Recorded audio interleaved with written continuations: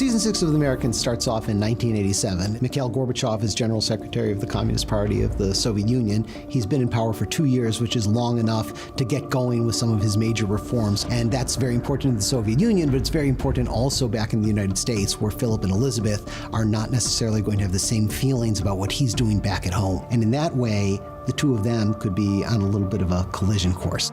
This is where we find Elizabeth, season 6, doing it alone. Philip is not in the business anymore. He's booking people's vacations at the travel agency.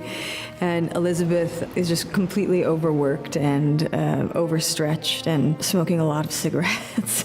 It places Elizabeth in this very strange position where she, for the first time, is a little at sea. I think the journey for Philip, to where we see him at the beginning of season 6, he thought he was realizing the American dream outside of the spy world. I think he realized the American dream is very hard to fulfill.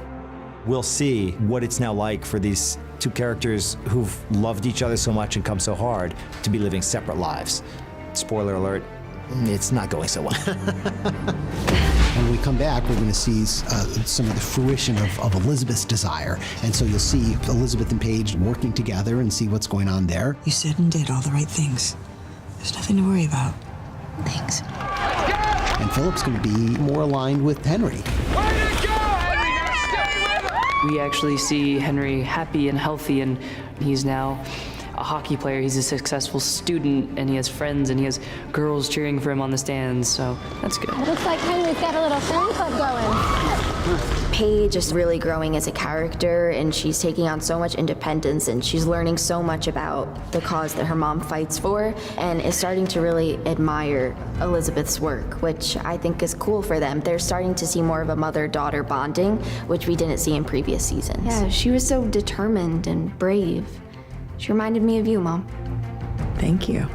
This is something that happens in all families, not all families, but in many families where one parent is more aligned with one kid and one parent more aligned with the other. But the ramifications in a family where people are spying are more severe. And then we can add to that dynamic with Claudia, who has had such a conflicted and complicated relationship with both Philip and Elizabeth. Elizabeth and I are teaching Paige about the homeland and about the tools of the trade. It seems to be more relaxed than Claudia's ever been, and there's a hint of the slightest hint of humor and, fun. But we've got a long road to travel over these 10 episodes with that character as well.